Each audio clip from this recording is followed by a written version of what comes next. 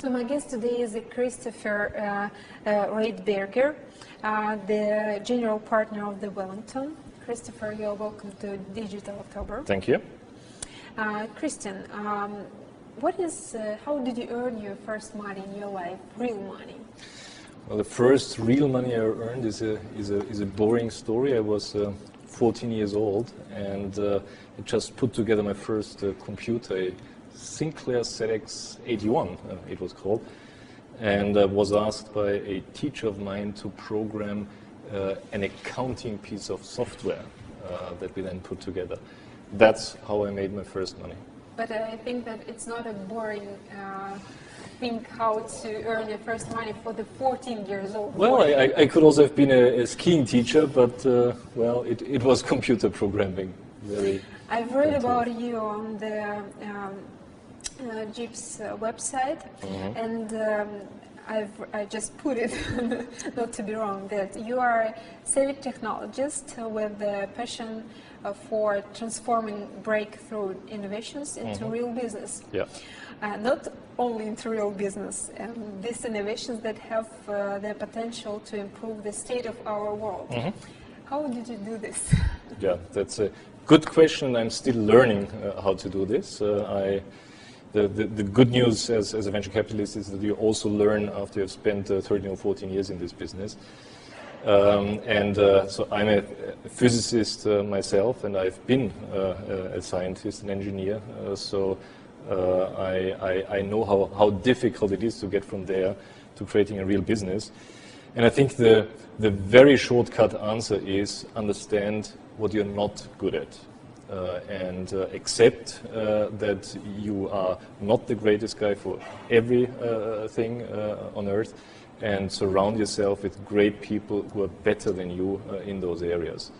That's surprisingly often very difficult for great scientists or great technologists to accept, because these are just the business people, but that is mission critical to get to success. And what is the focus of the Wellington investments in the startup? Yeah. We have three investment areas. One is life sciences. The second one is digital media companies, like many of the ones here. And the third one, which is what I'm leading, is the electronics and clean tech sector. And in what stages of the startups the Wellington is interested most in terms of technology, team, and traction? Yeah.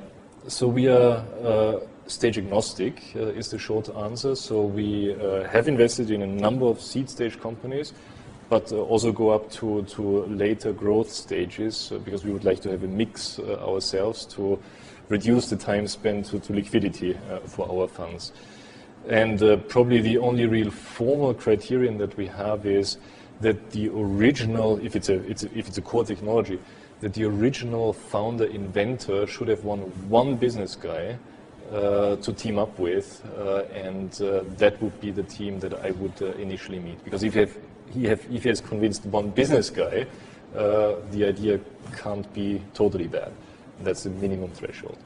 It's a good answer for my next question because I want to ask you, just imagine that you just encountered it with a young boy who have great technology in mind or in his hands with the prototype, but he didn't really understand how to commercialize this technology and transforming it to the great product. So who should attend your first VC meeting with these guys? Yeah. So ideally, to meet my minimum threshold, he would have convinced another business experienced person to either join him as a mentor or even as a co-manager for this enterprise. And they show up together at my offices, or I show up at their offices. It is extremely hard for somebody who is completely inexperienced in business structuring, marketing, and business development to even bring across the value proposition that I want to talk about. I also want to talk about the technology, but primarily I want to talk about the value proposition. And doing that without any business input is very difficult.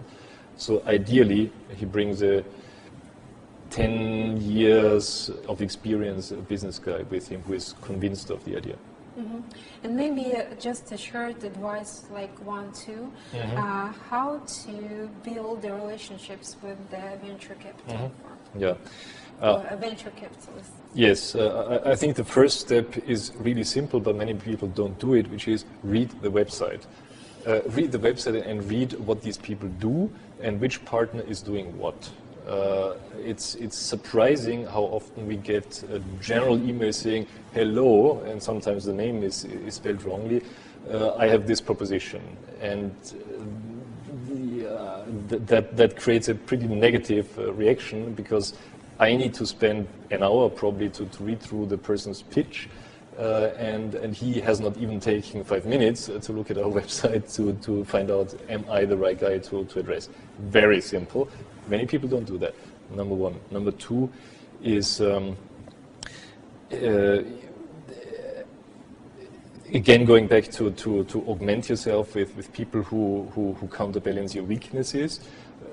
Think about what your weaknesses are, and lay out a plan how to plug them, and how to bring people on board together with me to create a full team.